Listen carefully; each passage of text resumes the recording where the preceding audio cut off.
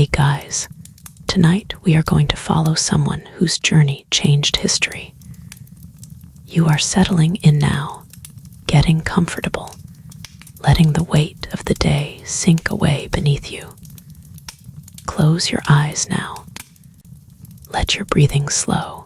You are about to begin a journey that will last a lifetime.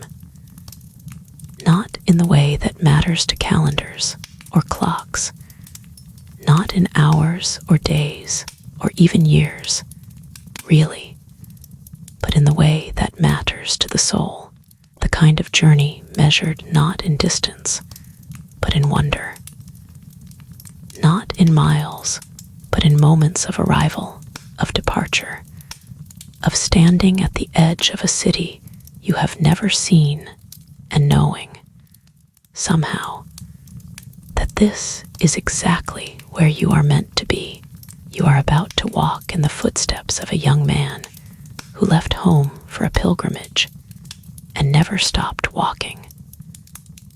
A young man who would cross deserts and mountains and oceans, who would eat with sultans and sleep beneath the stars in lands whose names you would not find on any map you knew, who would see more of the world than perhaps any human being had ever seen before, and who would carry every sunset, every prayer, every market stall and caravanserai, and minaret in the vault of his memory, like a traveler carrying water from a sacred spring, carefully, reverently, so that nothing would be lost.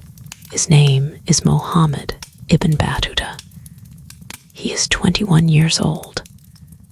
The year is 1325, and you are walking beside him. Let the world outside your body grow quiet. Let the weight of the day dissolve into the darkness behind your eyelids. There is nowhere you need to be right now except here, on a road that stretches from the edge of the known world into the vast, shimmering territories of the unknown. Breathe in, breathe out. The road is waiting. You stand at the western edge of the world.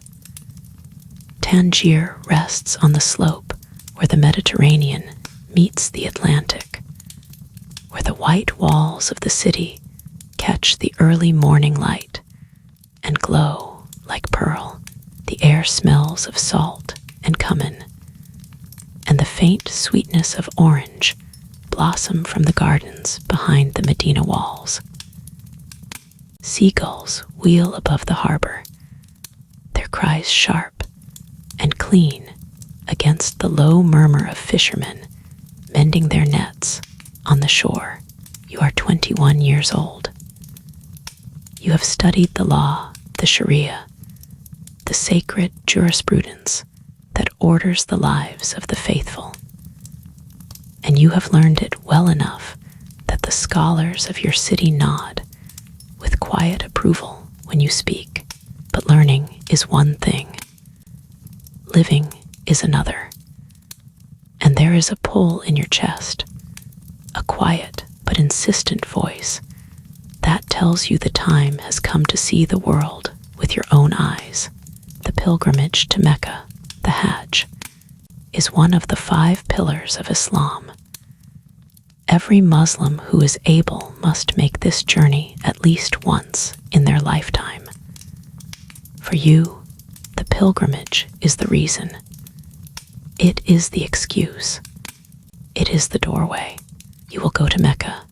You tell your family, and you will pray at the Kaaba, and you will return. But even as you say the words, you know they are not the whole truth. Your mother has packed provisions for you, dried figs, dates, a small leather pouch of coins. Your father has placed a hand on your shoulder and said nothing, because what is there to say? A son who leaves on pilgrimage is a son who answers a call older than memory. Your friends have gathered at the city gate and clasped your hands and wished you God's protection. One of them, younger and louder than the rest, has joked that you will return so fat from the feasts of Arabia that the gate will not let you through. Everyone has laughed. The laughter has been warm. Now the gate is behind you. The road stretches ahead, a ribbon of dust and stone winding east along the coast, past olive groves and fig trees, past the low stone walls of farmsteads where goats browse on dry hillsides. The morning sun is warm on your shoulders. The sky is the color of washed linen, pale blue, nearly white at the horizon, deepening overhead. You walk.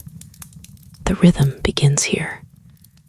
Your sandals strike the hard-packed earth in a steady, unhurried cadence. Step, step, step.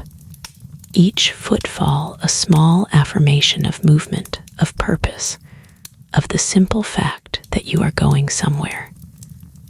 The rhythm of walking is one of the oldest rhythms in the world. Before there were roads, there were paths. Before there were paths, there were feet. And before there were feet, there was the desire to see what lay beyond the next hill. You pass a farmer tending his field. He looks up, sees the pack on your back, the staff in your hand, and nods. He knows. Everyone knows the look of a pilgrim. He calls out a blessing. May God make your journey easy.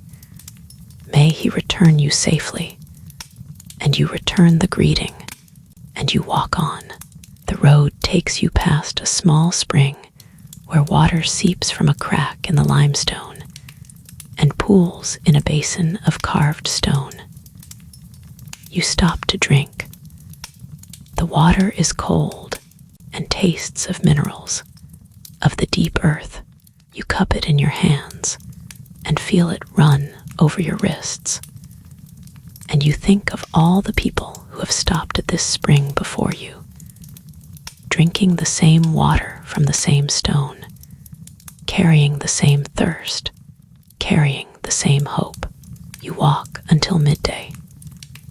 The sun is directly overhead now, bleaching the color from the landscape, turning the hills a pale and shimmering gold. You find shade beneath a carob tree, broad, gnarled, generous, and sit with your back against the rough bark. You break open a piece of flatbread, eat it with a handful of olives, and drink from your water skin. The bread is warm and slightly sour. The olives are briny and firm. You eat slowly, without hurry, because there is no reason to rush. The road will still be there when you are ready. A shepherd passes with his flock. The sheep move like a slow river of wool and bone, and the shepherd walks beside them with a crooked staff and a face the color and texture of old leather. He speaks to you as he passes, and you speak back, and the conversation is nothing remarkable. The weather, the state of the roads ahead, a rumor of bandits further east that you both know is probably untrue. But the exchange is a small kind of communion, a reminder that you are not alone on this road, that there are others who travel it, others who share the same dust, the same sky, the same God. You rest until the heat begins to soften. The afternoon sun slants lower, and the shadows of the carob tree stretch across the road like long, patient fingers. You shoulder your pack and continue east. The rhythm of the road settles into your body. You do not think about how far you have to go. You think about the next step, then the next, then the next. The accumulation of steps is how all great journeys are made, not in a single leap, but in the patient, persistent laying of one foot in front of the other. Each step is a prayer. Each mile is a meditation. Each day is a small death and a small rebirth, because you are never quite the same person at the end of a day of walking that you were at the beginning. The road changes you in ways you cannot measure, in ways you may not even notice until years later, when you are standing in a city you have never seen before, and realize that you no longer feel like a stranger anywhere in the world. By late afternoon, you reach a village, a cluster of low stone houses with flat roofs and narrow doorways. Smoke rises from cooking fires. The smell of wood smoke and roasting meat hangs in the air, rich and inviting. A woman sits in a doorway spinning wool on a drop spindle, her hands moving with the unconscious grace of long practice. Children run barefoot through the dust, their laughter bright and sharp as bells.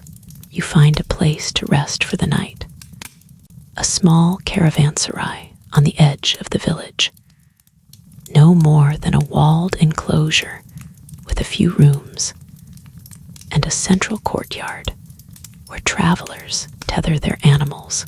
The keeper is an old man with a white beard and eyes the color of weak tea. He greets you with the traditional words, "Peace be upon you," and you answer, "And upon you be peace." He shows you to a small room with a dirt floor and a single window that faces the courtyard. You lay out your bedding, a thin mattress of wool, a blanket, a pillow stuffed with dried grass, and you lie down and listen to the sounds of the caravanserai settling into evening. A donkey brays. Somewhere, a kettle whistles. A group of merchants in the courtyard speak in low, rumbling voices, their words a mixture of Arabic and Berber, the two tongues of this land. The call to prayer rises from the village mosque, a single voice, clear and strong, rising above the murmur of daily life, reminding everyone within earshot that it is time to turn toward God. You close your eyes. The first day of your journey is nearly over. You feel the weight of your body sinking into the mattress, the warmth of the blanket settling over you, the gentle pull of sleep reaching up from the depths of your being like a tide. You dream of the road. You dream of Mecca. You dream of all the places you have not yet seen. And when you wake tomorrow, you will walk again. Morning comes slowly, as mornings do in North Africa. The light creeps across the landscape like honey poured over a wide, pale table, golden, viscous, patient. You wake before the sun, while the sky is still the color of a bruised plum, and you perform your ablutions at the caravanserai's well. The water is cold on your face and hands, bracing and clarifying. You turn toward the east, toward Mecca, always toward Mecca, and pray. The prayer is familiar. Your body knows the movements, the standing, the bowing, the prostration, the sitting, and your lips know the words. But today, something is different. Today, you are not praying in a mosque in Tangier, not in the place where you have prayed since childhood. Today, you are praying in a caravanserai at the edge of a village, whose name you do not know, in a land that will never be your home. And yet, the prayer feels more real, more present, more alive than it ever has before, perhaps because you have chosen it, perhaps because you are alone, perhaps because the road has already begun to teach you that everything is holy if you pay attention. After prayer, you eat bread and cheese and a small handful of almonds. The keeper of the caravanserai has left them for you on a wooden tray, along with a small clay cup of mint tea. You eat slowly, gratefully. The tea is sweet and herbaceous, and it warms your chest and clears your head. You pack your belongings. You shoulder your pack. You step out into the morning. The road continues east. Over the days that follow, the landscape of the Maghreb unfolds before you like a slow-turning page in a book written in earth and sky. You pass through the Rif Mountains, where the hills rise steep and green, covered in forests of cork oak and holm oak, where the air is cool and damp, and smells of pine resin and wild thyme. The paths here are narrow and rocky, winding through gorges where streams run over smooth stones with a sound like whispered secrets. You pass through Tlemcen, a city of white stone and red tile, of courtyards shaded by orange trees, of artisans working in leather and metal and wood, their workshops spilling into the streets with the sounds of hammering and sawing, and the smell of oil and sawdust. You walk through the souk, the market, and marvel at the colors. Bolts of silk and wool dyed in indigo and saffron and madder root. Piles of spices, cumin, coriander, cinnamon, cardamom, heaped like miniature mountains, copper pots and brass trays gleaming in the sunlight, baskets of dates and figs and pomegranates, so red they look painted. You stop at a food stall where a woman is grilling skewers of lamb over a charcoal fire. The meat sizzles and smokes, dripping fat onto the coals, sending up little plumes of fragrant smoke. You buy a skewer and eat it standing in the street, the meat tender and spiced with cumin and paprika, the bread beneath it soaked through with juices. You eat with your hands, as is the custom, and the warmth of the food spreads through your body like a blessing. You continue walking. The road takes you through the high plains of Algeria, where the earth is red and cracked and stretches to the horizon in every direction. Here, the sky is vast and dome-like, pressing down on the landscape with a weight you can almost feel. The heat shimmers above the ground, turning the distant hills into mirages, pale, wavering shapes that seem to dance on the surface of the air. You see a caravan ahead, a line of camels and donkeys moving like a procession across the plain, their shadows long and thin in the late afternoon light. You join them for a while, walking beside a merchant from Sfax who speaks slowly and thoughtfully, pausing often to let his words settle before adding the next. You are going to Mecca, he asks. I am. May God ease your path. I made the journey myself 30 years ago. I was younger than you. I thought I would go and return.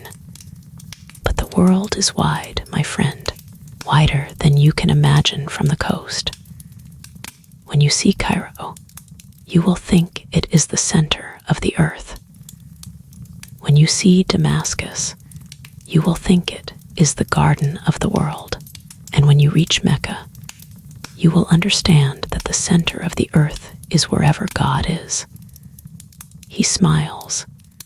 His face is lined and weathered, his eyes the color of the desert, pale, clear, untroubled. You walk with him for 2 more days, sharing food and conversation, and the companionable silence of people who are accustomed to long journeys. On the 3rd morning, he turns south toward a town you do not know, and you continue east, and you watch his caravan shrink on the horizon until it is nothing but a dark line against the pale earth, and then nothing at all. The rhythm of the road deepens. Your body learns the cadence of walking, the slight sway of your shoulders, the flex of your calves, the way your breath falls into time with your steps. You begin to notice things you did not notice before, the way the light changes at different hours, the way the wind carries different scents from different directions, the way the sound of your own footsteps changes depending on the surface beneath them. Hard on stone, soft on sand, muffled on grass, you pass through villages and towns and cities. In each one, you stop at a mosque to pray. In each one, you eat something new, a flatbread stuffed with spiced meat, a stew of chickpeas and lamb flavored with preserved lemons, a sweet confection of almonds and honey and rosewater.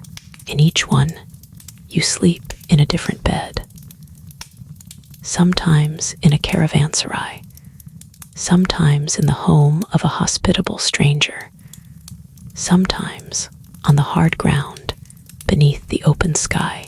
The stars at night are extraordinary here, far from the lights of the great cities. They spread across the heavens in a dense, glittering arc, so numerous and so bright that the sky seems to have no darkness at all, only light of varying intensity. A tapestry of silver points stitched onto the deepest blue-black fabric you have ever seen. You lie on your back and look up at them and feel impossibly small and impossibly connected at the same time. The same stars are above Tangier. The same stars are above Mecca. The same stars are above every city, every village, every stretch of desert and mountain, and sea that you have not yet seen. They are the same stars that have watched over every traveler who has ever walked this road, and they will watch over every traveler who comes after. You sleep beneath them, and you dream of places you have not yet reached. The road brings you to Egypt as the season of spring is giving way to summer. The air grows warmer, heavier, carrying the faint, mineral scent of the great river that you have heard of since childhood, the Nile, the lifeblood of a civilization older than memory. You reach Alexandria first, a city of ruins and renewal, where the great lighthouse, one of the wonders of the ancient world, still stands on the island of Pharos, though it has been damaged by earthquakes and time. You walk through the streets and feel the weight of history pressing on you from every side. This is a city that Alexander built, that Ptolemy adorned, that Cleopatra ruled, and beneath your feet, buried in the earth, are the bones of empires you can barely comprehend. But you are a pilgrim, not a scholar, and you do not linger long. You board a boat on the Nile, a small wooden vessel with a triangular lateen sail, the kind that has plied this river for thousands of years. And you begin the slow journey south toward Cairo. The Nile is wide and slow-moving, the color of weak tea, carrying within it the silt of the Ethiopian highlands, the sediment of a continent. The banks are lined with palm trees, date palms, their trunks rough and ringed, their fronds spreading like green fans against the blue sky. Between the palms, you see fields of wheat and barley and sugarcane, the crops bright green in the irrigated soil. Water buffalo stand knee-deep in the shallows, their broad backs glistening, their slow, deliberate movements a study in patience. Fellahin farmers work in the fields, their bodies brown and lean, their songs rising across the water in a language that is Arabic, but flavored with something older, something that belongs to this river and this land alone. The boat moves slowly. The sail catches the wind when the wind is favorable. When it is not, the boatmen use long wooden poles to push against the riverbed, their muscles working in a slow, rhythmic dance. You sit at the bow and let the river carry you south. The water laps against the hull with a soft, repetitive sound, a gentle percussion that matches the rhythm of your breathing, the rhythm of the journey, the rhythm of the world itself. Days pass. You watch the landscape shift subtly as you travel south. The fields grow wider. The sky grows broader. The heat grows more insistent. You pass temples and tombs, their stone facades carved with hieroglyphs you cannot read, but whose beauty speaks to you in a language older than words. You pass villages where women come to the river to wash clothes, their garments billowing like white sails in their hands, their voices rising in conversation and laughter. You pass a funeral procession on the riverbank, a group of men carrying a body wrapped in white cloth, walking slowly, their voices chanting verses from the Quran. You bow your head and pray for the dead, as any Muslim would, and you feel, for a moment, the thinness of the veil between the living and the departed, between the journey you are on and the journey that awaits us all. At last, Cairo appears on the horizon, not as a single building or landmark, but as a presence, a vastness, a density of life and architecture that announces itself long before you can make out its individual features. The city rises from the desert like a mirage made real. Domes and minarets and flat roofs and tower walls, all of it shimmering in the heat haze, all of it glowing in the late afternoon light, like something dreamed rather than built. Cairo in 1326 is the greatest city in the Islamic world, perhaps in the entire world. It is the seat of the Mamluk Sultanate, ruled by warriors who were once slaves, men who rose through discipline and ambition to command an empire. It is a city of scholars and merchants and artisans, of mosques and madrasas and hospitals.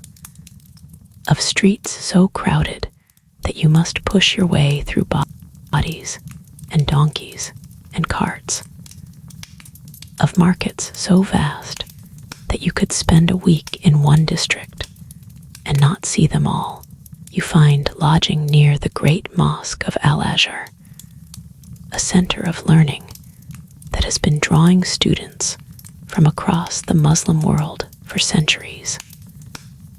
The mosque is magnificent, a vast courtyard surrounded by arcades of carved stone, a forest of columns and arches, the air cool and shaded and smelling faintly of incense and old paper. Students sit in groups on the stone floor, their books open before them, their voices rising and falling in the cadence of debate. You sit among them for a while and listen. The Arabic they speak is the Arabic of scholarship, precise, formal, beautiful. And though you have studied the law, you feel the gap between your provincial education and the learning gathered here. And you feel not shame, but a quiet hunger, a desire to know more, to understand more, to see more. You spend weeks in Cairo. You pray in its mosques. You walk its streets. You eat in its restaurants. Rich stews of lamb with apricots and almonds, flatbreads brushed with clarified butter, sweets made of pistachios, and honey and rosewater, so delicate they seem to dissolve on the tongue. You visit the bazaar and watch the merchants, men from every corner of the Muslim world and beyond, speaking a dozen languages, selling silks from China, spices from India, glass from Syria, leather from Morocco, gold from Nubia. The bazaar is a microcosm of the world, a place where everything that exists somewhere can be found, where the act of buying and selling is not merely commerce, but a form of communion, a way of touching the far corners of the earth without ever leaving your stall. You meet other pilgrims in Cairo. You share meals with them, stories with them, prayers with them. They come from Granada and from Fez and from Caravan and from towns whose names you have never heard. They are old and young, rich and poor, learned and simple, and they are all bound for the same destination, all carrying the same hope. One of them is an old man from Andalusia who has walked the entire length of North Africa on foot. He tells you stories of the cities he has passed through, of the kindness of strangers, of the nights he slept beneath the stars with nothing but his cloak for warmth and his faith for company. You will see things in this journey that will change you, he says, his voice low and gravelly, his eyes reflecting the firelight of the inn where you are eating. Not because the places are beautiful, though many of them are, not because the people are kind, though many of them are, but because the act of moving through the world, of leaving what you know and entering what you do not, that is what changes a person. The road strips away everything that is not essential. It leaves you with what matters. And what matters, in the end, is very simple. He does not say what that simple thing is. Perhaps he does not know. Perhaps it is different for every traveler. You leave Cairo in the company of a large caravan bound for the east. The caravan is organized under the protection of the Mamluk authorities, who maintain the pilgrimage routes as a matter of state policy and religious duty. There are hundreds of travelers, pilgrims, merchants, scholars, soldiers, and dozens of camels and horses, laden with goods and provisions. The caravan moves like a small city in motion, with its own rhythms and hierarchies and routines. At dawn, the call to prayer is sounded, and the entire caravan stops to pray. At midday, it halts for rest and food. At dusk, it makes camp. And through the long hours of walking, the caravan stretches across the landscape like a living ribbon, a procession of bodies and beasts moving eastward across the desert toward the Red Sea and the crossing into Arabia. You join the rhythm of the caravan. You walk beside your camel, a tall, patient creature with long lashes and a slow, swaying gait that seems to rock the world beneath you.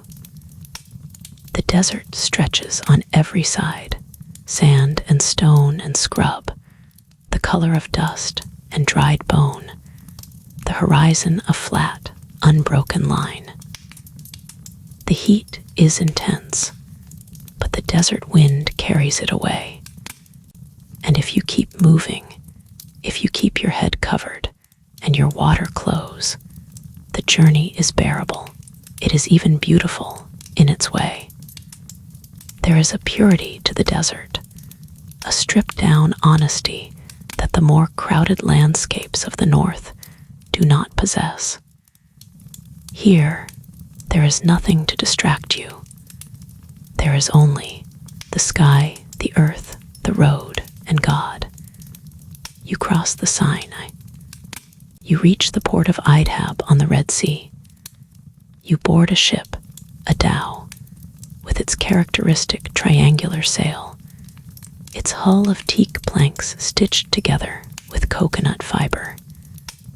And you sail across the Red Sea toward the Arabian coast.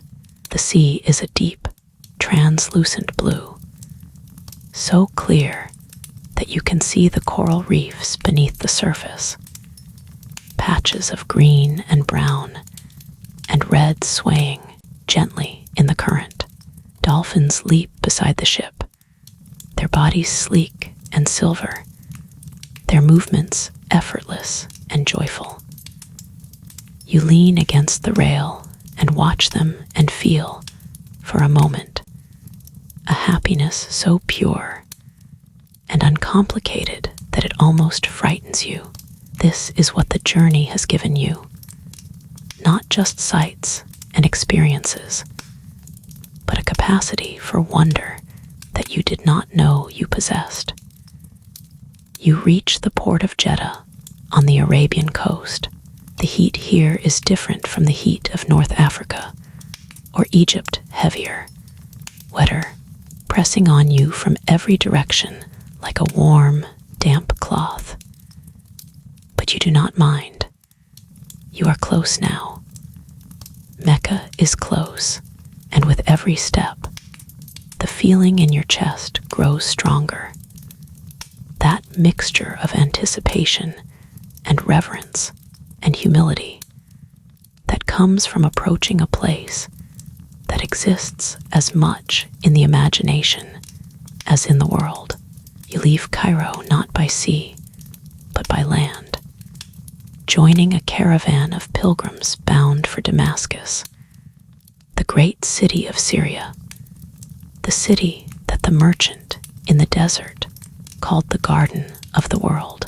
The caravan crosses the Sinai and enters Palestine, and the landscape shifts from the narrow, river-bound fertility of Egypt to the broader, more varied terrain of the Levant, a land of hills and valleys, and olive groves and vineyards, of stone villages perched on hillsides, of a history so dense and so layered that every mile is a page in a book written by 100 civilizations. You reach Gaza first, a coastal city of white stone and palm trees, where the Mediterranean breeze carries the scent of salt and citrus. You pray in its mosque and eat in its markets. Flatbreads stuffed with za'atar and olive oil, roasted chickpeas seasoned with cumin and lemon, sweet pastries filled with pistachios and rosewater. You sleep in a caravanserai on the edge of the city, listening to the merchants in the courtyard speaking Arabic, Turkish, and Italian. The languages of a crossroads where east meets west, where the goods of the Indian Ocean meet the ships of the Mediterranean. From Gaza, you travel north along the coast and then east into the hills of Palestine. The road takes you through villages where the farmers tend olive trees that are centuries old, their trunks gnarled and twisted, their branches heavy with fruit. The olive is the tree of this land, and its oil is the lifeblood of its cuisine and its economy.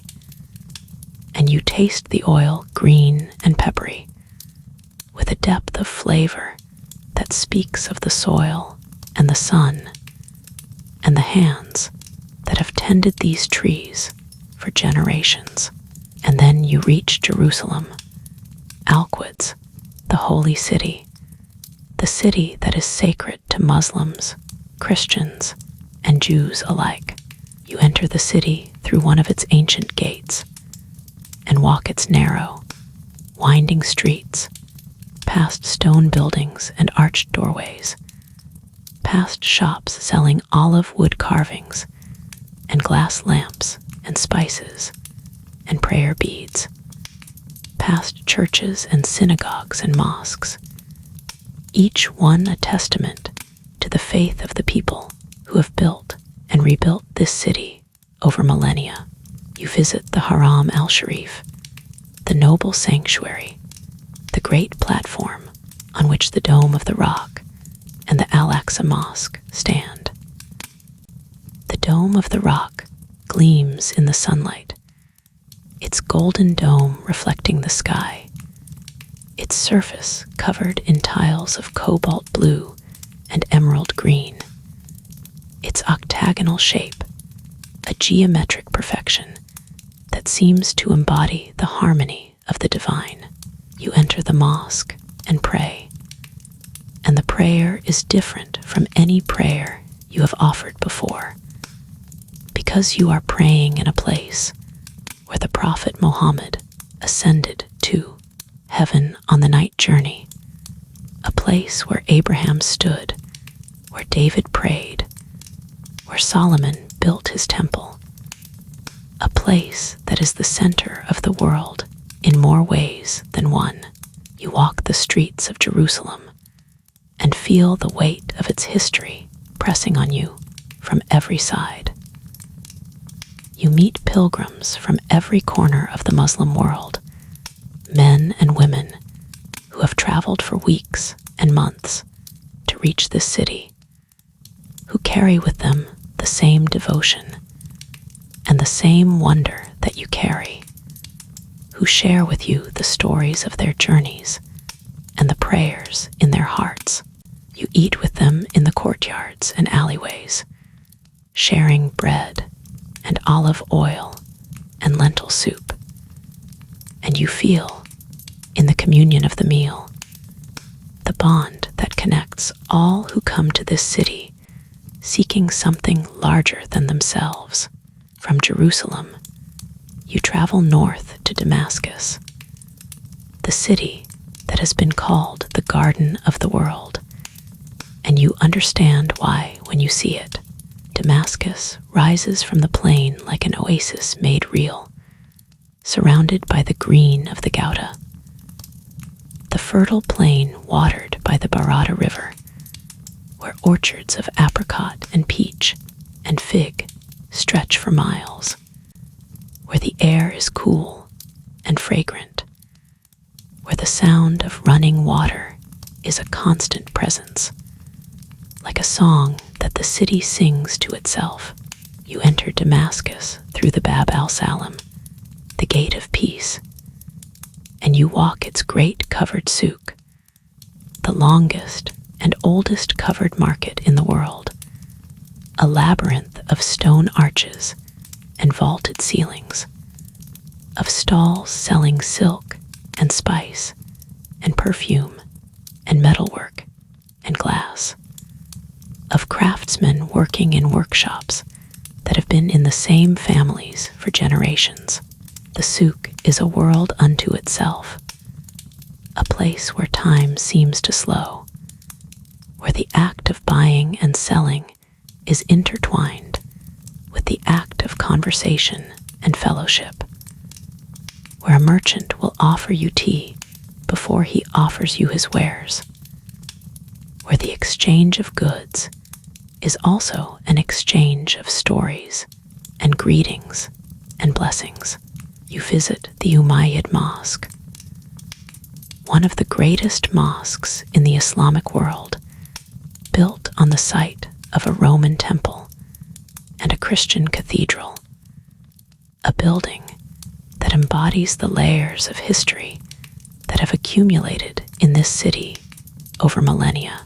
The mosque is magnificent, a vast courtyard surrounded by arcades of carved stone, a prayer hall of marble columns and mosaic walls, a minaret that rises above the city like a finger pointing toward heaven.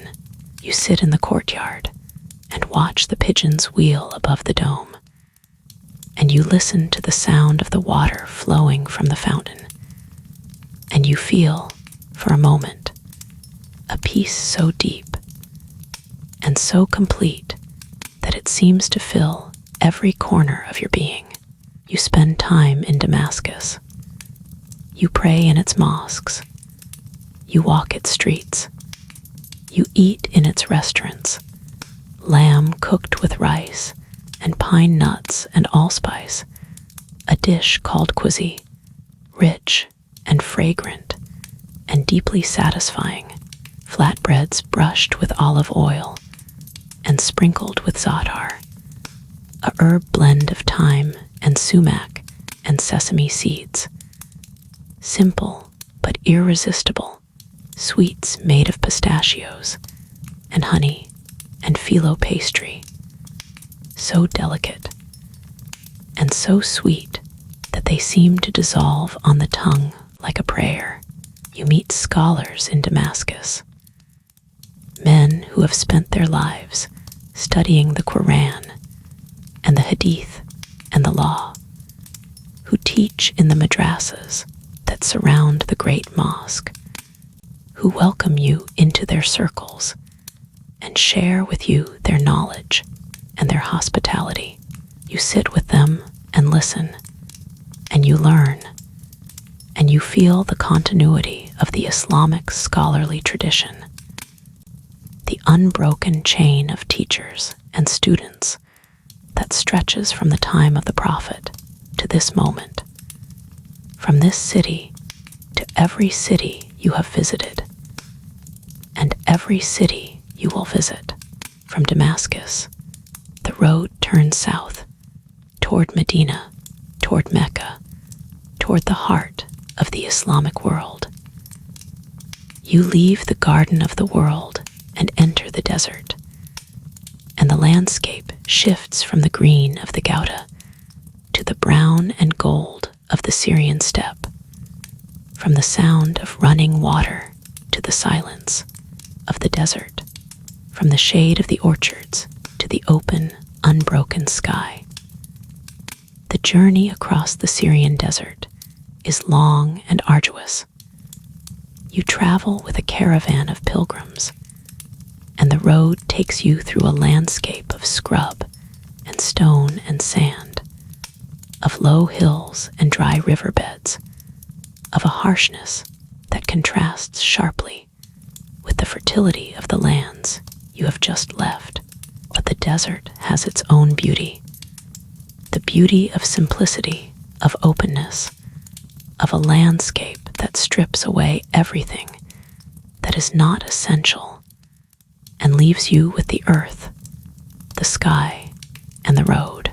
You camp at night in the desert, beneath a sky so clear and so full of stars that it seems to press down on you with its weight and its beauty.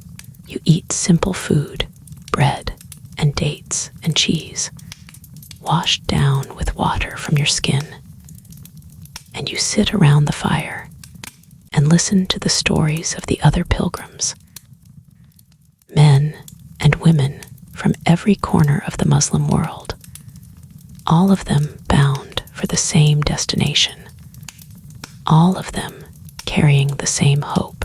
The rhythm of the desert journey settles into your body. You walk by day and rest by night, following the rhythms that the desert imposes on those who cross it. The heat is intense, but you learn to manage it, to walk during the cooler hours of the morning and the evening, to rest in the shade during the middle of the day, to drink water regularly, and to eat light food that does not burden your digestion. You learn to read the landscape, to spot the signs of water, to follow the tracks of other caravans, to navigate by the stars when the landmarks are few and far between. And at last, after days of walking, you reach Medina, the city of the Prophet, the city that welcomes you with its palm trees and its gardens and its cool, shaded streets, the city where you will rest before the final leg of your pilgrimage to Mecca. From Medina, the road continues.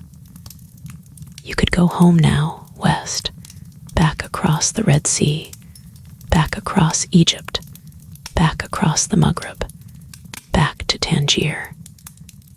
But home feels like a word from a language you are beginning to forget. The road has become your home. The journey has become your life. You turn east. You travel inland from Jeddah, across the dry, rocky hills of the Hijaz, and at last you see it. Mecca, the city, rises from a narrow valley between low, barren mountains. Its buildings are low and clustered, built of dark stone that absorbs the heat and gives back only a fraction of it. At the center of the city, in the great courtyard of the Masjid al-Haram, you see it, the Kaaba, the cube, the house of God. It is smaller than you imagined, draped in black silk, embroidered with gold thread, its surface gleaming faintly in the sunlight. And yet, it is the most powerful thing you have ever seen. It draws your eye and holds it. It draws your heart and holds it. It is the axis around which the Muslim world turns, the point toward which every Muslim on earth faces when they pray, the destination of every pilgrim's journey. And seeing it with your own eyes is like seeing a star that you have navigated by for years, and finally reaching it. You join the crowd of pilgrims circling the Kaaba, the Tawaf, walking counterclockwise in a great, slow-moving ring, your shoulder touching the shoulders of strangers from every corner of the Muslim world. The crowd presses close, and yet there is no panic, no urgency. Everyone moves at the same unhurried pace, bound together by a shared purpose that transcends language and custom and rank. You are a scholar from the far west of the Islamic world, but here beside you are merchants from India and soldiers from Persia and farmers from Yemen and women from Ethiopia. all of you circling the same house, all of you seeking the same grace. You perform the rituals of the Hajj, the Tawaf, the sa'i between the hills of Safa and Marwa, the standing at Arafat, the stoning of the pillars at Mina, the sacrifice of an animal, the shaving of the head. Each act is performed with a mixture of devotion and wonder, because you are not merely going through the motions, but living them, experiencing them with every sense, every fiber of your being. At Arafat, standing on the plain where the Prophet Muhammad delivered his farewell sermon, you feel the weight of history and the lightness of grace pressing on you simultaneously, and you weep. You weep not from sadness, but from the sheer, overwhelming fullness of being alive, of being present, of being part of something so much larger than yourself. The Hajj is complete. You are now a Haji, one who has performed the pilgrimage. By all rights, you should return home now. You have fulfilled your obligation. You have answered the call. But the call is not finished with you. You spend time in Mecca, praying and studying and wandering the city's narrow streets. You meet scholars at the mosque, men who have spent their entire lives studying the Quran and the Hadith and the law, and you sit with them and listen and learn. You eat with pilgrims from distant lands, sharing food and stories in the courtyards and alleyways. You drink Zamzam water, the water from the well that, according to tradition, appeared for Hagar and Ishmael in the desert. And it is cool and slightly sweet, and it tastes of history. From Mecca, you travel north to Medina, the city of the Prophet, where he established the first Muslim community, where he is buried, where the air itself seems to carry the residue of holiness. The Prophet's mosque is a place of extraordinary beauty and simplicity. A large courtyard shaded by palm fronds, a prayer hall of stone columns, a tomb enclosed in a green dome. You pray here, and the prayer is different from any prayer you have offered before, because you are praying in the presence of the man who brought the message to your ancestors, and the feeling of connection to him, to them, to the unbroken chain of faith that stretches across centuries and continents, is almost physical, like a hand resting on your shoulder. From Medina, the road continues. You could go home now, west, back across the Red Sea, back across Egypt, back across the Maghreb, back to Tangier. But home feels like a word from a language you are beginning to forget. The road has become your home. The journey has become your life. You turn east. You travel north through the Arabian Peninsula, across the Najd, the central plateau of Arabia, where the landscape is a vast, empty expanse of sand and rock, where water is scarce, and the distances between settlements are measured in days rather than miles. You travel with a caravan of merchants from Basra, men who know the desert the way a fish knows the sea, who can read the position of the stars and the direction of the wind and the color of the sand to find their way across terrain that looks, to the untrained eye, entirely featureless. You reach Basra, a city of canals and date palms, where the Tigris and Euphrates approach the Persian Gulf, and the air is thick with humidity and the smell of fish and spices.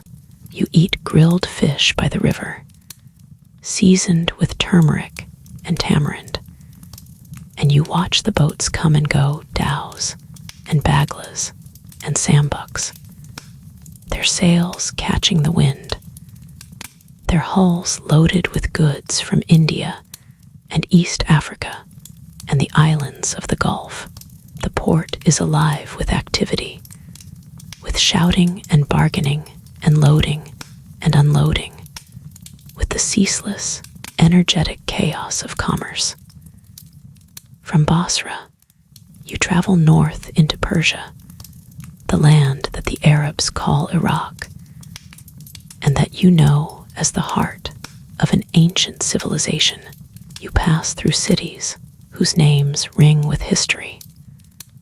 Baghdad, the city of Harun al-Rashid and the 1,001 Nights. Though the Mongol invasion of 1258 has left it diminished, its great libraries burned, its population scattered, its glory reduced to memory, but even diminished, Baghdad is a city of remarkable beauty and resilience. The Tigris runs through it, brown and wide, and along its banks are gardens and palaces and markets, and the call to prayer rises from a dozen minarets, and the city breathes with the steady, stubborn pulse of life that refuses to be extinguished. You continue north into the Persian heartland, through Isfahan, through Shiraz, through cities where the architecture reaches heights of beauty that take your breath away. The mosques of Persia are unlike anything you have seen in the Arab world. Their surfaces covered in tilework of extraordinary intricacy and color. Blues and greens and golds arranged in geometric patterns and floral motifs, so complex they seem to defy the limits of human attention. You stand in the courtyards of these mosques and look up at the muqarnas, the honeycomb-like decorations beneath the arches and domes, and you feel a sense of awe that is almost painful, as if the beauty before you is too much for the human mind to hold. The people of Persia are warm and hospitable.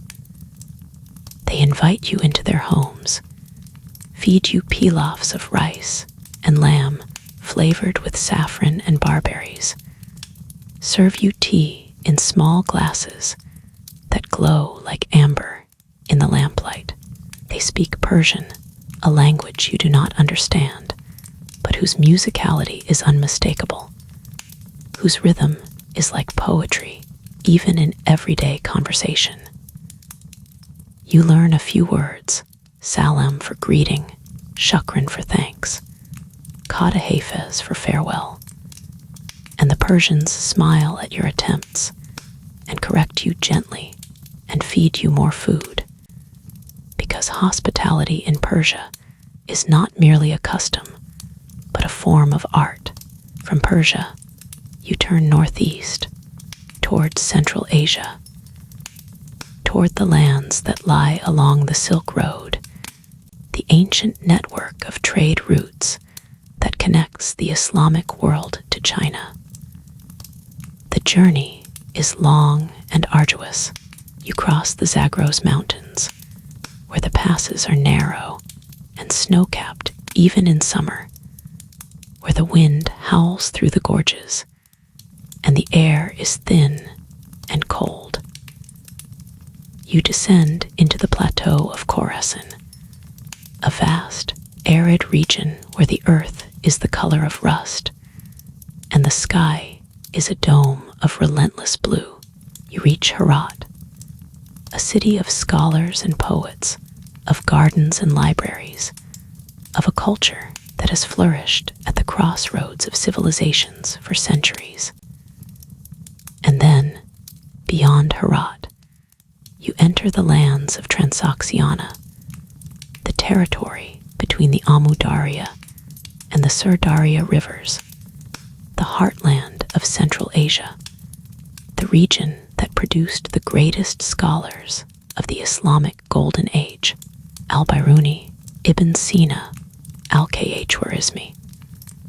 This is the land of Samarkand and Bukhara, cities whose names are synonymous with wealth and learning and the romance of the Silk Road. You reach Samarkand first. The city rises from the plain like a mirage.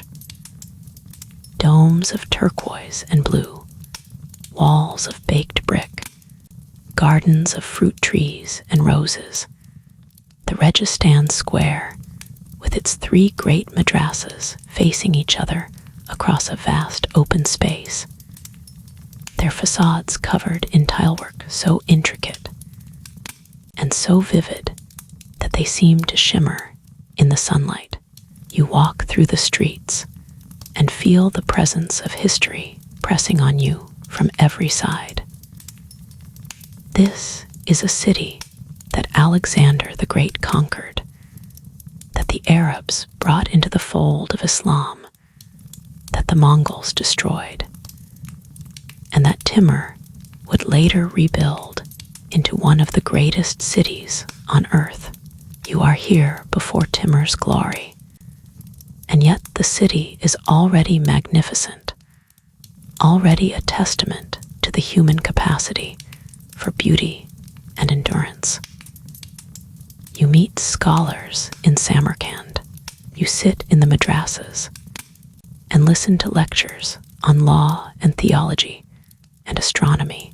You eat in the markets, skewers of lamb and beef grilled over charcoal, flatbreads fresh from the tandoor, bowls of plov, the great rice dish of Central Asia, rich with lamb, carrots, raisins, and chickpeas, flavored with cumin and barberries, and served on enormous platters that are shared among strangers who become friends over the act of eating. From Samarkand, you travel north to Bukhara, an even older city, one of the great centers of Islamic learning, home to the great Hadith scholar al-Bukhari, whose collection of prophetic traditions is among the most revered texts in the Muslim world. Bukhara is a city of mud brick and timber, of narrow streets and covered bazaars, of domed trading halls where merchants from every corner of the world gather to buy and sell silk and spices and precious stones and slaves. You walk through the bazaar and feel the pulse of the Silk Road, the ancient artery of commerce and culture that has connected east and west for millennia, carrying not only goods, but ideas and languages and religions and technologies, making the world smaller and richer and more interconnected than any single person could have imagined. You spend months in Bukhara. You study, you pray, you walk, you eat. You listen to the voices of the muezzins calling the faithful to prayer from a dozen minarets, their voices weaving together in the evening air like threads in a tapestry. You sleep in a caravanserai on the edge of the city, lying on your back on a thin mattress, listening to the sounds of the city settling into night. The low murmur of conversation, the jingle of a donkey's bell, the distant bark of a dog, the wind moving through the branches of a mulberry tree in the courtyard, and you dream of the road ahead, of the mountains you have not yet crossed, of the cities you have not yet seen, of the great, vast, incomprehensible world that is waiting for you. From Bukhara, you turn south and east, following the trade routes that lead through the Hindu Kush, the great mountain range that separates Central Asia from the Indian subcontinent. The mountains are formidable, snow-capped, jagged, rising to heights that make the air thin and the breathing difficult. The passes are narrow and treacherous, winding along the edges of cliffs with drop-offs that plunge hundreds of feet into rushing rivers below. You travel in the company of a caravan of merchants and pilgrims, and the journey through the mountains takes weeks. The landscape changes as you climb.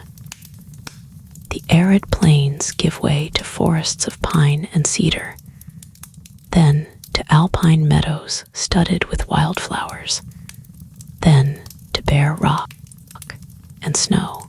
The air grows colder, sharper, cleaner. You wrap yourself in layers of wool and felt, and even so, the cold penetrates to your bones. At night, you huddle around fires in the mouths of caves or beneath the overhangs of rock, drinking hot tea flavored with ginger and cardamom, eating bread and dried meat, listening to the wind howl through the passes above you. But the mountains are not only harsh, they are also beautiful in a way that is almost overwhelming.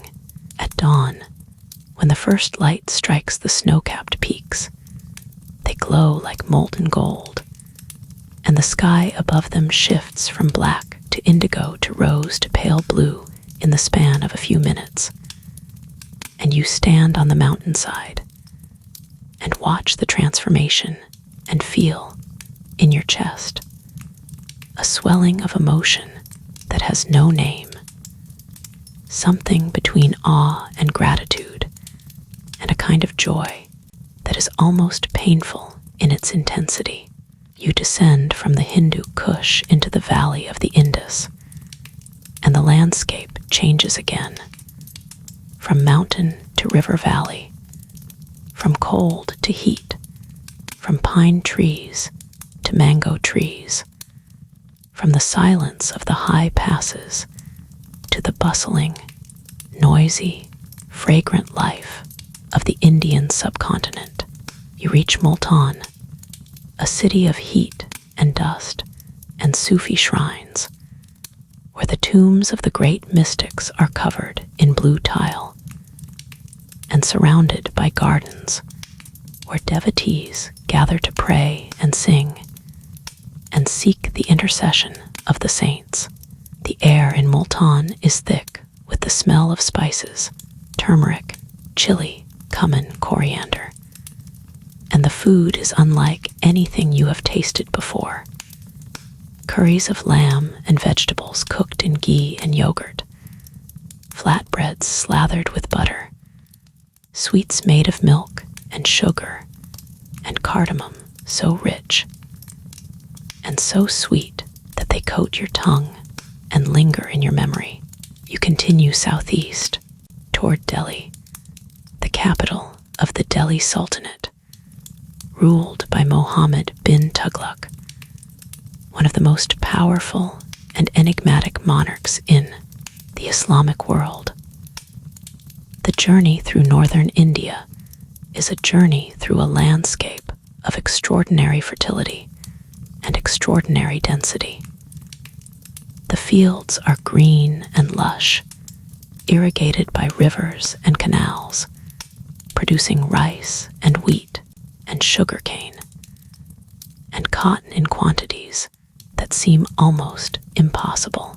The villages are close together, connected by roads that are busy with travelers, pilgrims, merchants, soldiers, messengers, and the air is filled with the sounds of human life, the ringing of temple bells, the chanting of monks, the shouting of vendors, the lowing of cattle, the laughter of children.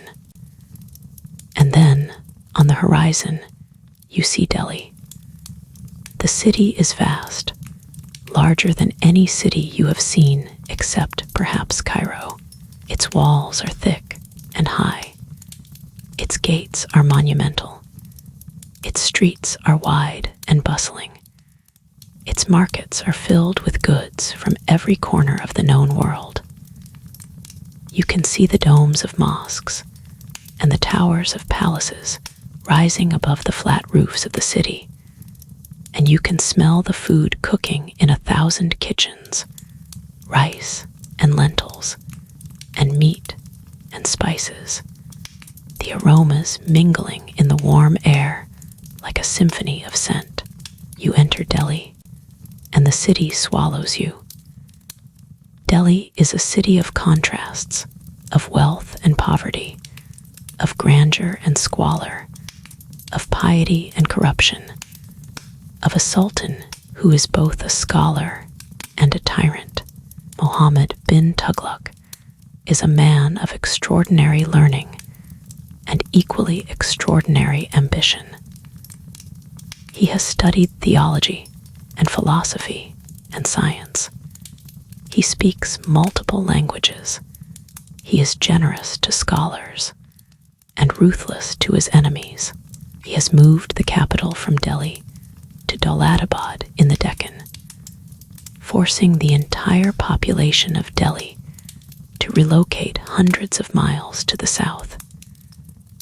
And he has brought scholars and administrators and artisans to his court from across the Muslim world, offering them generous salaries and positions of authority.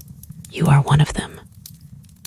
Word reaches the Sultan that you are a scholar of the law, a man who has studied the Sharia and who has made the pilgrimage to Mecca, a man who has traveled from the far west of the Islamic world to the courts of Delhi.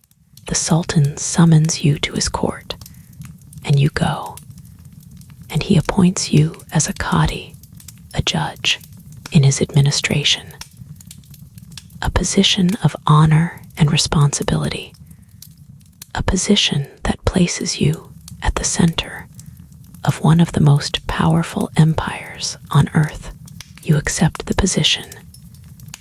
It is not merely the salary or the prestige that draws you, though both are considerable, but the opportunity to be part of something larger than yourself, to serve justice, to apply the law in a context that is vast and complex and constantly changing.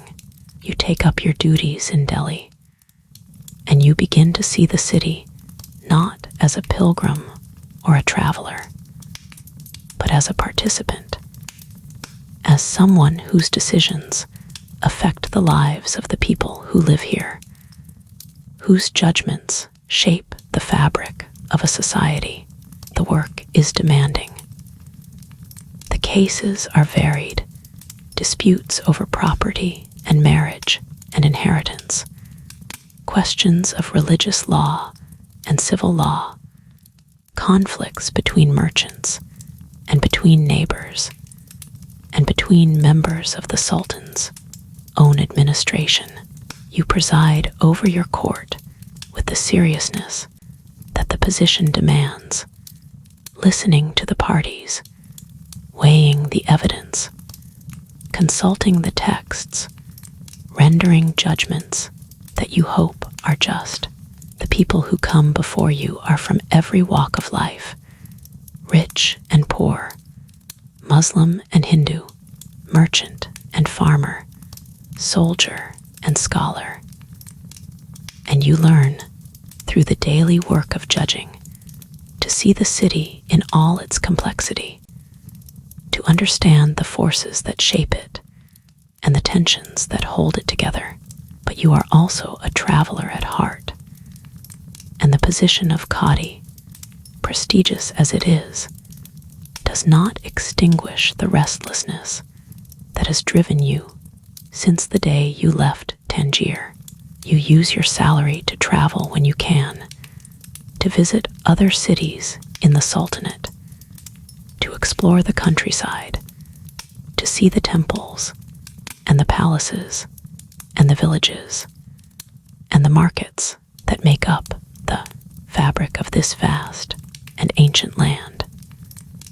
You eat food that is unlike anything you have ever tasted.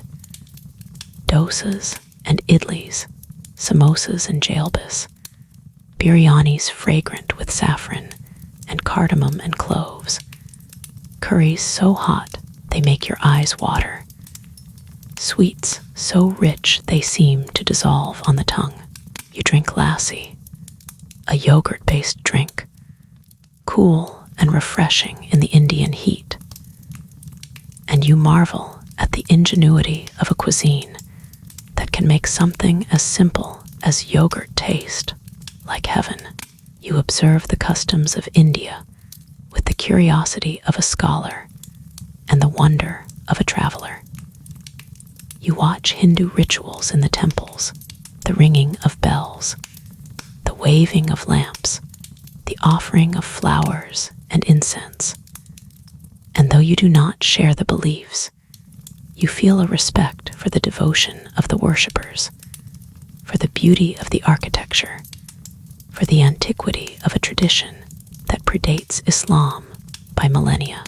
You observe the caste system and the social hierarchies of Indian society, and you note the contradictions and the injustices with the eye of a jurist, filing them away in your memory like evidence in a case that will never be resolved.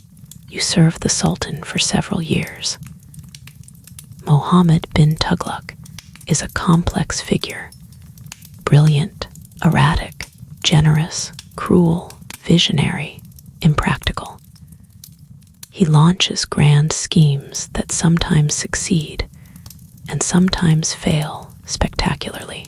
He moves the capital. He issues a currency of copper that is rapidly counterfeited. He assembles an enormous army for an invasion of China that never materializes.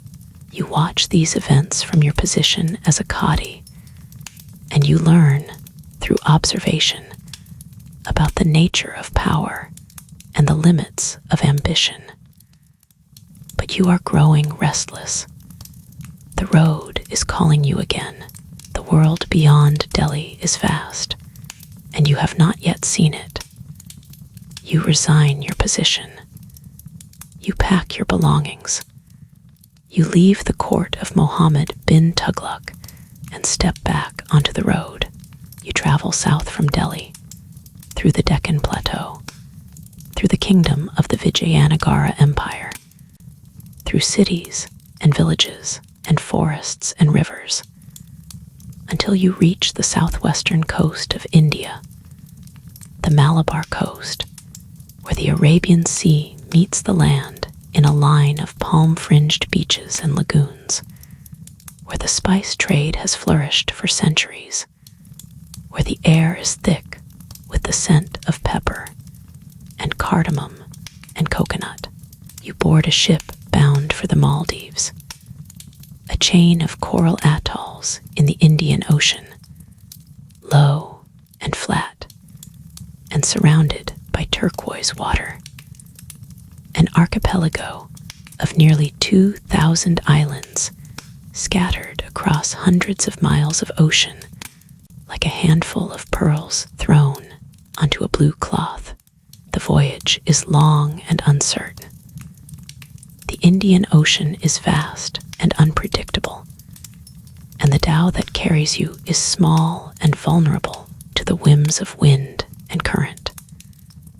For days, you see nothing but water, a flat, shimmering expanse of blue in every direction.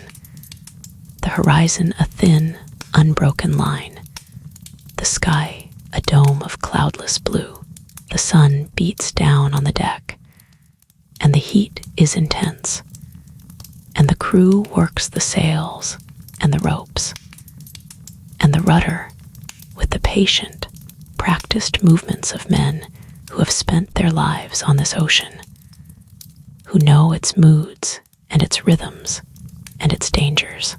At night, the ocean is different.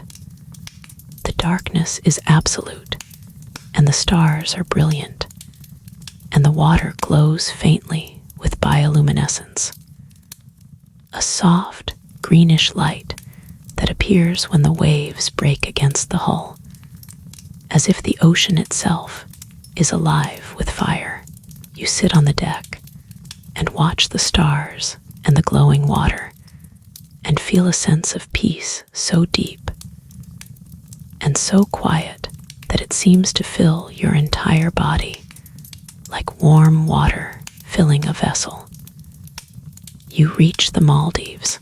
The islands are low and flat, barely rising above the surface of the ocean, covered in coconut palms and breadfruit trees, surrounded by coral reefs so clear and so vibrant that you can see the fish swimming beneath the surface, fish of every color and shape and size, moving through the coral like birds moving through a forest.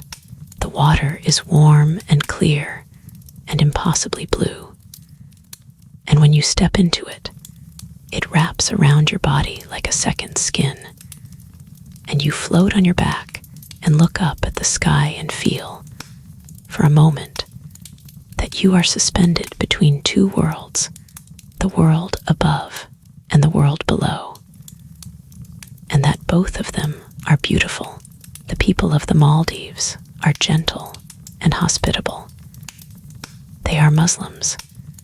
The islands were converted to Islam in the 12th century, and they greet you with warmth and curiosity.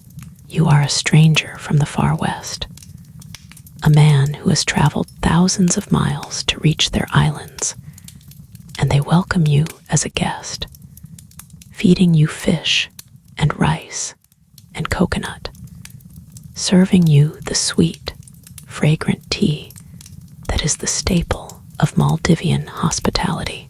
The Sultan of the Maldives, the ruler of this small but strategically located archipelago, learns of your presence and summons you to his court.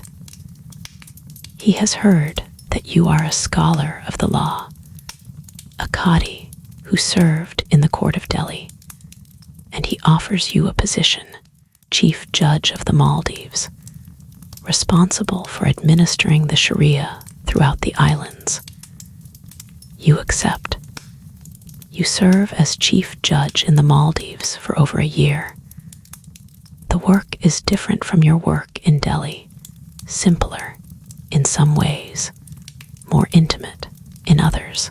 The islands are small, and the community is close-knit, and the cases that come before you are often disputes between neighbors, between families, between merchants and fishermen, matters of property and marriage and inheritance that are resolved not through the machinery of a vast imperial bureaucracy, but through the personal authority of a judge who knows the people and the place and the customs that govern their lives.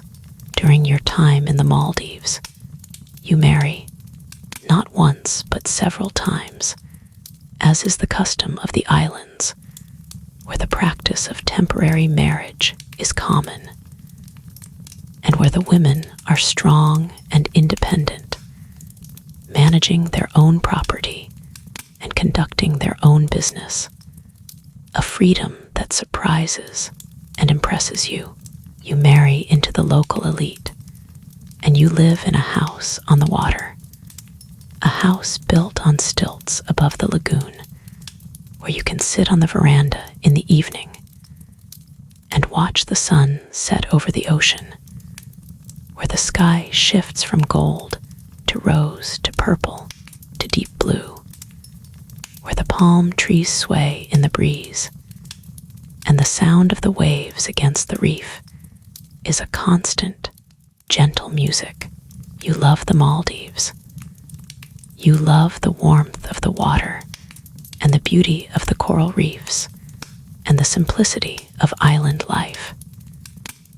You love the people, their kindness, their humor, their resilience in the face of the ocean's unpredictable moods. But you are a traveler, and the road, or rather, the sea, is calling you again. You leave the Maldives. You board a ship bound for the east, toward China, toward lands you have heard of but never seen, toward the edge of the known world. The journey from the Maldives to China is a voyage across the Indian Ocean and the South China Sea, a journey of thousands of miles across waters that are as vast and as beautiful and as dangerous as any on Earth.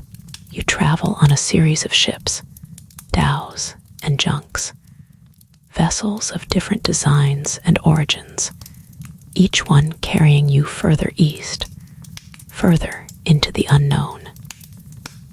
The Indian Ocean is a world unto itself. It is crossed by monsoon winds, winds that blow from the southwest in the summer and from the northeast in the winter, winds that have guided sailors across these waters for millennia, winds that make the ocean navigable for those who know its rhythms, and deadly for those who do not. You sail with the monsoon, and the journey is swift, the ship cutting through the water with a steady, rhythmic motion that becomes a kind of lullaby, a rocking that soothes you to sleep and wakes you to the sight of a new horizon every morning. You pass the coast of Sri Lanka, the island of Serendip, as the Arabs call it, a land of gemstones and spices and ancient temples, where the air is thick with the scent of cinnamon, and the people speak a language that is neither Arabic nor Persian nor any language you have heard before. You see the great peak of Adam's Mountain, where, according to legend, the footprint of Adam is preserved in the rock, and you feel the weight of myth and history pressing on you from every side. You sail through the Bay of Bengal, past the coast of Burma, past the mouth of the Irrawaddy River, where the water is brown and wide and filled with fishing boats, where the shore is lined with mangrove forests, and the air is thick with the smell of fish and mud and tropical flowers. The heat is intense, and the humidity is oppressive, but the beauty of the landscape compensates for the discomfort. The green of the forests, the blue of the water, the gold of the temples rising above the canopy, like promises of something sacred.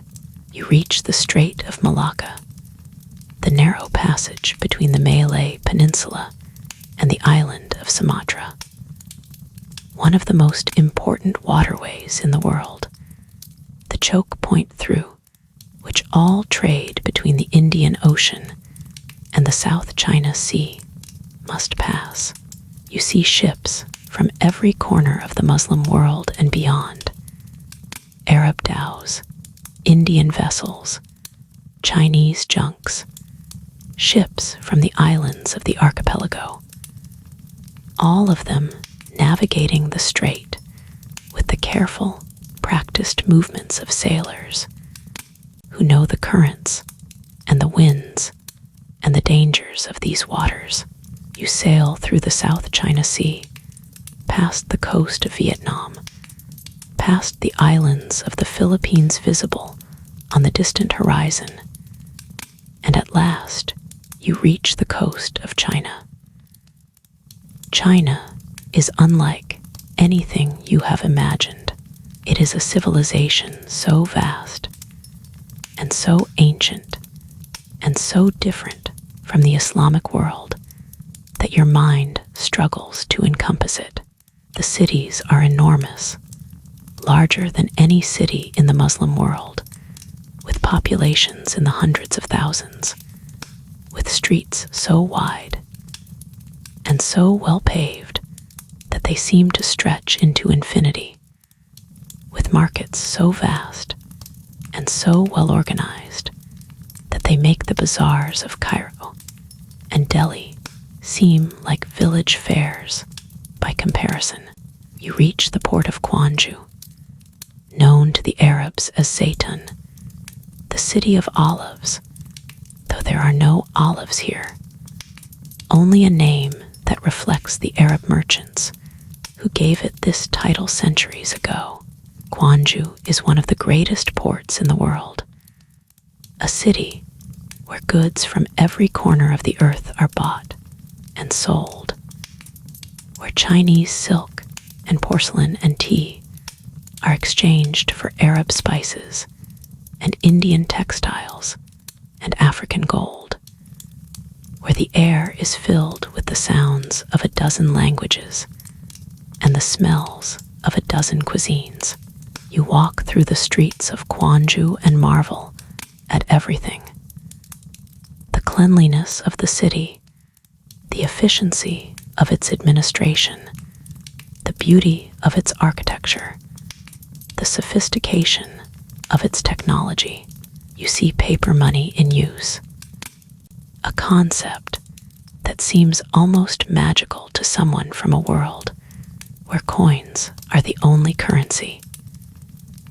And you see printing presses producing books in quantities that would have been unimaginable in the Islamic world. You see ships, enormous Chinese junks with multiple masts and watertight compartments, vessels so large and so well built that they make the dhows of the Indian Ocean look like toys by comparison. You travel north from Gwangju to Hangzhou, a city that the Arabs call Kansa, a city of canals and bridges and gardens, a city so beautiful that it seems almost unreal. The city is built around the West Lake, a body of water so serene and so perfectly proportioned that it seems to have been designed by an artist rather than by nature. You walk along the shores of the lake and watch the willow trees trailing their branches in the water, and you watch the fishermen casting their nets from small wooden boats, and you watch the sunset painting the sky in shades of gold and rose and purple, and you feel, for a moment, that you have reached the edge of the world, that there is nothing beyond this place but the imagination of God. You eat Chinese food, noodles, and rice and dumplings, and stir-fried vegetables, dishes flavored with soy sauce and ginger, and garlic and sesame oil, foods that are unlike anything you have ever tasted, foods that are light and delicate and complex, and satisfying all at once. You drink tea, not the sweet, spiced tea of the Arab world, but the pure, unadorned tea of China, brewed in small clay pots and poured into small cups, a drink that is both a beverage and a ritual, a moment of stillness in the midst of a busy day. You observe the customs of China with the curiosity of a scholar and the wonder of a traveler. You note the bureaucracy that governs every aspect of life, the system of examinations that selects the administrators of the empire, the philosophy of Confucianism that underpins the social order, the practice of Buddhism coexists with the indigenous traditions of Taoism and folk religion. You see the harmony and the tension between these traditions, and you recognize, with the eye of a jurist, the ways in which a civilization organizes itself, the ways in which law and custom and belief intertwine to create a society that functions, for the most part, with remarkable efficiency and grace. You spend time in China, months, perhaps longer, and you gather impressions and experiences that you will carry with you for the rest of your life. But you are a traveler, and the road is calling you again. The journey home is long, and the world is vast, and there are still many places you want to see before you return to the land of your birth. You turn south. You begin the long journey back to the Maldives, to the Indian Ocean, to the lands that lie between China and home.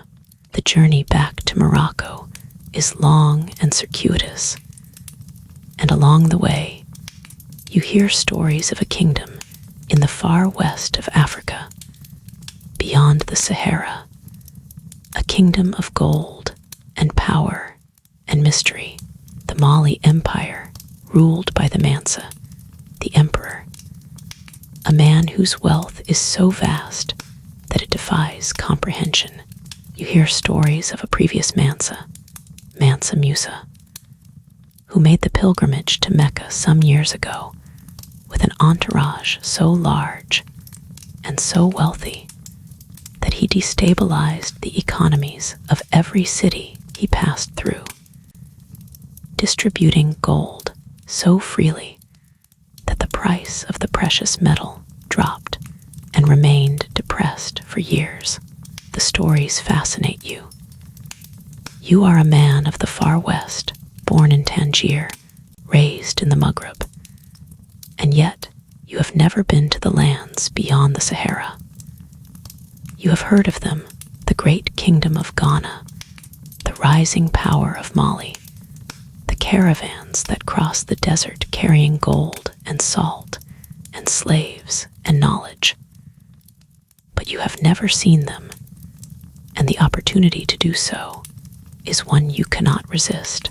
You travel north through the Red Sea, across Egypt, back across the Maghreb, to the edge of the Sahara, and there you begin the most arduous journey of your life, the crossing of the Great Desert, the largest hot desert on earth, a vast expanse of sand and stone and sky that stretches for thousands of miles from the Atlantic to the Red Sea, from the Mediterranean to the Sahel, a landscape so harsh and so unforgiving that it has shaped the civilizations that border it as powerfully as any river or mountain range. You join a caravan of traders bound for the south, merchants from the cities of the Maghreb, men who know the desert, who have crossed it many times, who carry with them the knowledge of the wells and the oases and the routes that make the crossing possible. The caravan is large, hundreds of camels, laden with salt and cloth and copper and other goods that will be traded for gold in the markets of Mali, and the journey will take months. The Sahara is a world unto itself. By day, the sun beats down on the sand with a ferocity that is almost unbearable, and the heat shimmers above the ground, turning the horizon into a wavering, mirage-like boundary between earth and sky. By night, the desert is cold, so cold that you must wrap yourself in every blanket you have and huddle close to the fire, shivering beneath the vast, star-filled sky. The desert is silent, not the silence of emptiness, but the silence of vastness, the silence of a space so large that human sound is swallowed by it, absorbed by the sand, carried away by the wind. You travel by day and camp by night, following the rhythms that the desert imposes on those who cross it. You drink water from the wells at the oases, water that is warm and slightly salty, but precious beyond measure, water that you ration carefully, knowing that the distance between wells can be measured in days, and that running out of water in the desert means death. You eat food that is simple and sustaining: dates, dried meat, flatbread, couscous made from semolina, and cooked over a fire, flavored with the few spices the traders have brought with them. The desert is not empty. It is populated by the Tuareg, the blue people of the Sahara, nomads who have lived in this harsh environment for millennia, who know its secrets and its dangers, who move across it with the ease of fish moving through water. You encounter Tuareg camps at the oases, and you are welcomed with the hospitality that is the hallmark of desert peoples, a hospitality born of necessity and elevated to an art form. You sit in their tents, drink their tea that is prepared in 3 rounds, each one sweeter and more fragrant than the last, representing, they say, the stages of life: bitter as death, sweet as love, gentle as friendship.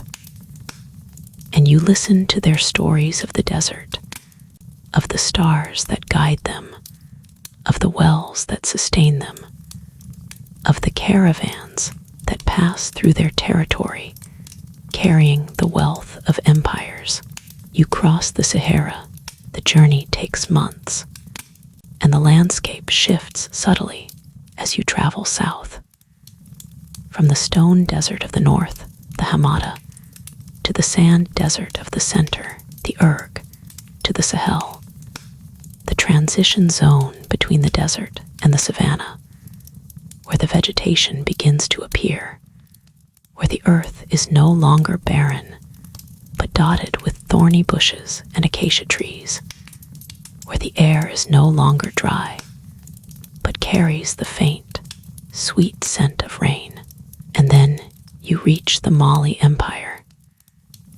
The empire is vast, stretching from the Atlantic coast to the inland delta of the Niger River, from the edge of the Sahara to the forests of the south. Its capital at this time is Niani, though you visit several cities along the way: Timbuktu, Gao, Jenne, cities of mud brick and timber, of mosques and markets, of a civilization that has flourished in this harsh environment through the wealth of its gold mines and the ingenuity of its people. You are received at the court of the Mansa, the Emperor of Mali, a man of immense wealth and authority, who rules over an empire that is among the richest in the world. The court is a place of ceremony and protocol, of drumming and dancing and chanting, of a culture that is unlike anything you have encountered in the Islamic world, and yet is connected to it through the shared language of Islam, through the pilgrims who travel between Mali and Mecca, through the scholars who study in the madrasas of Timbuktu and carry the learning of the Islamic world to the edge of the Sahara. You observe the customs of Mali with the curiosity of a traveler and the discernment of a scholar. You note the role of women in Malian society, a role that that seems more prominent and more autonomous than in many other Muslim societies you have encountered. You note the abundance of food, rice and millet, and fish and meat, dishes flavored with peanuts and okra and leafy greens, foods that are rich and hearty and satisfying. You note the architecture, the great Mosque of Janneh, the largest mud brick building in the world, its walls thick and its towers tapering, its surface covered in wooden poles that serve both as decoration and as scaffolding for the annual replastering, a building that is both functional and beautiful, a testament to the ingenuity of a people who have learned to build with the materials at hand. You meet the Mansa. He is a man of imposing presence, dressed in fine robes, surrounded by courtiers and guards and musicians. And yet, he is also a man of humility, a man who greets you with warmth and curiosity, who asks about your journey, about the lands you have seen, about the customs of the people you have encountered. You speak with him through interpreters, because the language of Mali is different from the Arabic you speak, though the shared vocabulary of Islam provides a bridge. And you feel, in the conversation, the connection between two men who are separated by thousands of miles, and yet united by a shared faith and a shared curiosity about the world. You spend time in Mali. You travel through its cities and its countryside. You observe its markets and its mosques and its rivers and its forests. You eat its food and drink its beverages and listen to its music and watch its dances. And you gather, as you have gathered throughout your journey, the impressions and the memories that will one day become the Rihla, the account of your travels, the document that will preserve your experiences for future generations, the book that will make you one of the most famous travelers in the history of the world. But you are growing old now. The journey has taken 29 years, and you are no longer the young man who left Tangier in 1325. You are 50 years old, and your body has been shaped by the road, by the walking and the riding and the sailing, by the heat and the cold and the hunger and the thirst, by the joys and the sorrows and the wonders and the losses. You feel the weight of your years, and you feel, for the first time, a desire to stop, to settle, to return to the place where your journey began. You turn north. You begin the journey home. The journey back to Morocco is long, but it is not the same journey that you made when you left. You are not the same person who left. The road has changed you in ways that are subtle and profound, and you carry within you the accumulated weight of 29 years of travel. The cities you have seen, the people you have met, the food you have eaten, the prayers you have offered, the judgments you have rendered, the loves you have known, the losses you have mourned, the wonders you have witnessed. You cross the Sahara again, but this time the desert feels different, not harsher or kinder, but familiar, like an old friend whose company you have missed. You reach the Maghreb and the landscape of your homeland, the olive groves and the fig trees and the whitewashed walls of the coastal cities, seems both alien and intimate, like a dream you half remember from childhood. You reach Fez, the great city of Morocco, the intellectual and spiritual heart of the Maghreb, a city of mosques and madrasas and souks, of scholars and artisans and merchants, of a culture that has been shaped by centuries of Andalusian and Berber and Arab influence. You settle in Fez. You are home, but you are restless. The road has become part of you, and the stillness of a settled life feels strange, like wearing clothes that no longer fit. You need to do something with your experiences, to give them shape and meaning, to transform the chaos of memory into the order of narrative. And so you seek out Ibn Juzzi, a scholar and writer in the court of the Marinid Sultan, Abu Inan Faris, a man of learning and eloquence who has been commissioned by the Sultan to record the accounts of travelers and scholars in a great collection of knowledge.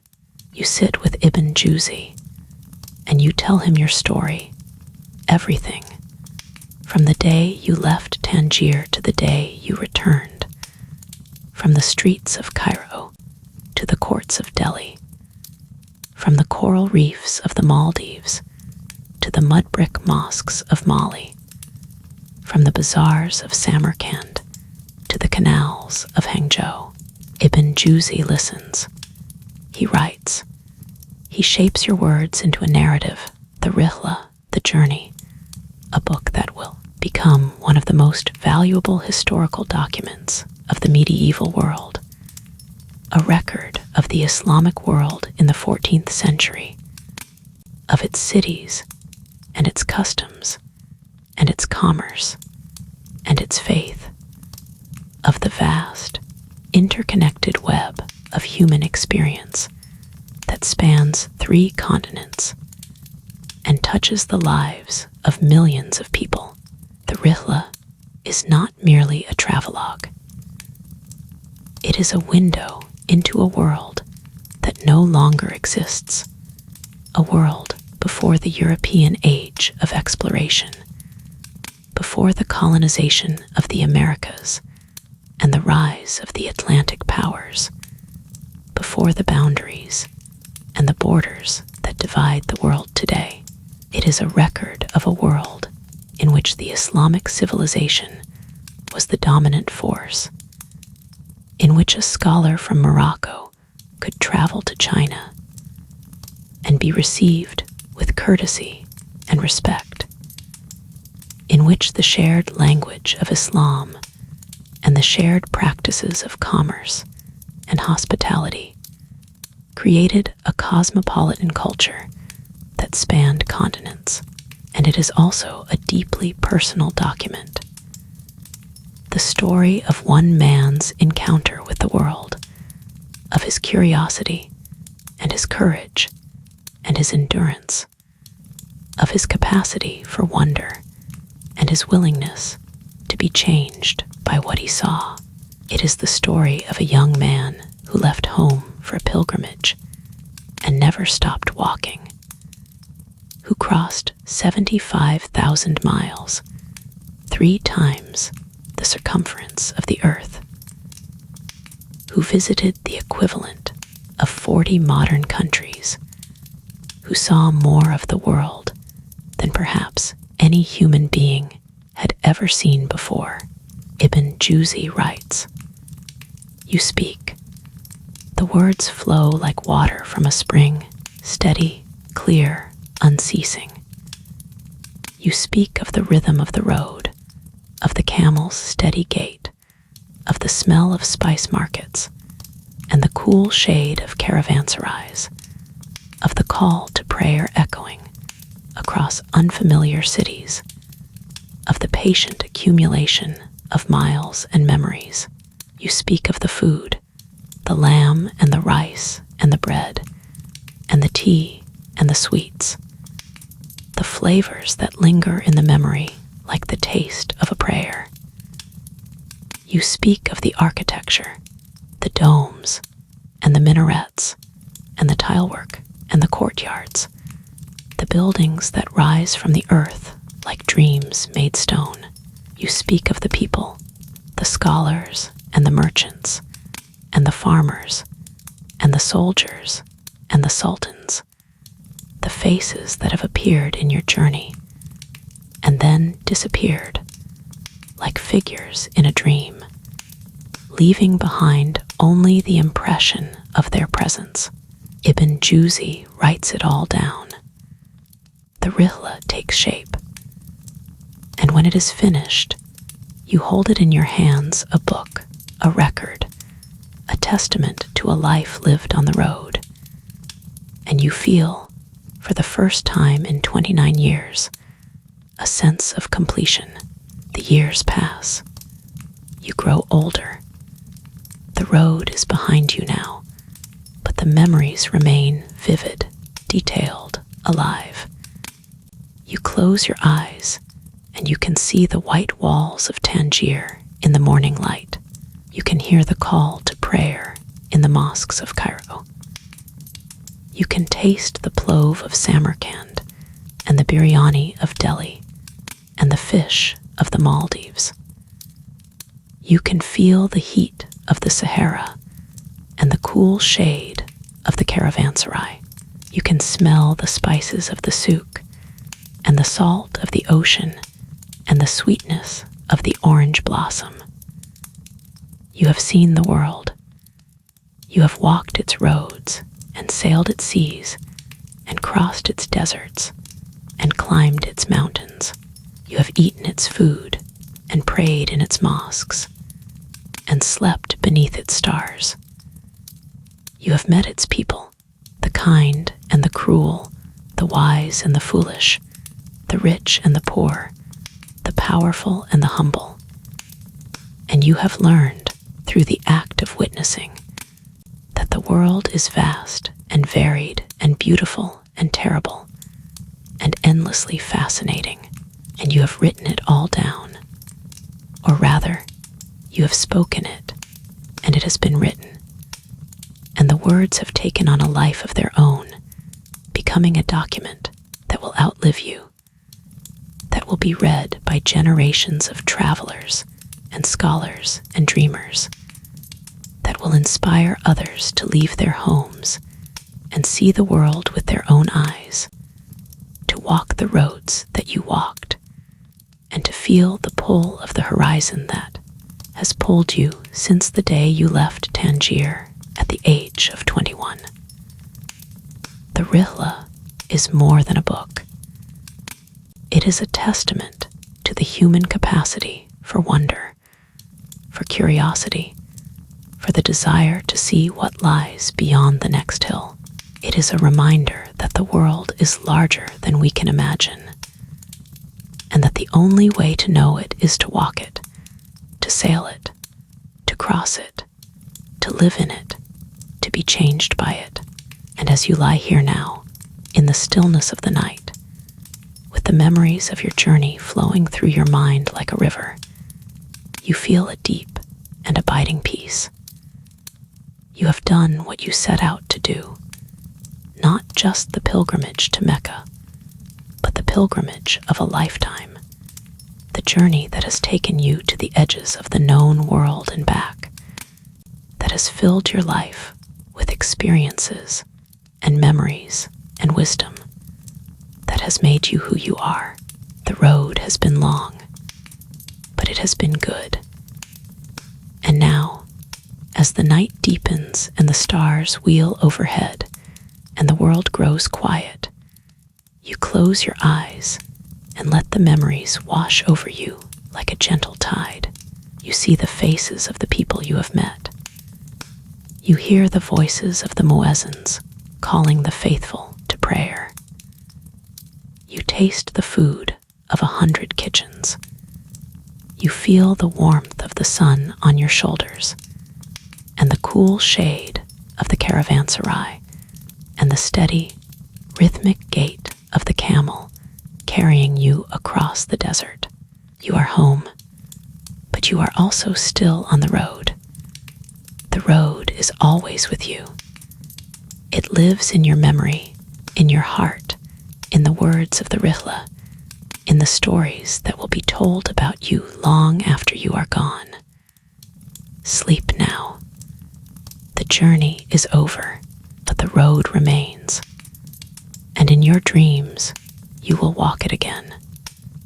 Breathe slowly now. Let your body sink into the mattress. Let your mind grow quiet. Let the images of the journey fade gently, like a landscape receding in the distance, becoming smaller and softer and less distinct until it merges with the horizon and disappears. You have traveled far tonight. You have walked the roads of North Africa and crossed the deserts of Arabia and sailed the waters of the Indian Ocean and climbed the mountains of Central Asia and wandered the streets of Delhi and Gwangju and Timbuktu. You have lived a lifetime in the space of a single night, and the experiences you have gathered, the sights and the sounds and the smells and the tastes, will linger in your mind like the scent of a flower that has been pressed between the pages of a book, faint but enduring, a reminder of a moment that was beautiful, and that is now part of you. The road teaches many things. It teaches patience, the patience of the traveler who knows that the destination will be reached in its own time, that rushing will only exhaust you, that the journey itself is the reward. It teaches humility, the humility of the traveler who realizes, with each new city and each new culture, how little he knows, how much there is to learn, how small his own experience is compared to the vastness of the world. It teaches gratitude, the gratitude of the traveler who receives the kindness of strangers, the shelter of a caravanserai, the warmth of a fire on a cold night, the taste of cold water after a long day of walking, and who understands, with each small gift, how precious and how fleeting these moments are. And it teaches peace, the peace that comes from movement, from the steady rhythm of walking, from the knowledge that you are exactly where you need to be, that the road is carrying you forward, that every step is taking you closer to the next moment, the next experience, the next wonder. Ibn Battuta walked 75,000 miles. He visited the equivalent of 40 modern countries. He crossed 3 continents. He saw more of the world than almost any human being in history, but his journey was not about the miles, or the countries, or the continents. It was about the moments of arrival and departure, of wonder and reflection, of connection and solitude, of eating a meal with strangers who became friends, of praying in a mosque in a city whose name you would forget, but whose beauty you would never forget, of standing on a mountainside at dawn and watching the light transform the snow-capped peaks from darkness to gold. These are the moments that matter. These are the moments that stay with us. These are the moments that make a life worth living. And now, as the night deepens and the world grows quiet, as your breathing slows and your body grows heavy with sleep, let yourself return to those moments. Let yourself walk the road one more time, slowly, gently, without hurry, savoring each step, each breath, each heartbeat. The road is waiting. The road is always waiting. But for now, rest, sleep, and dream of the places you have not yet seen. The end May your journey be long, and may your sleep be deep. Peace be upon you. Sweet dreams.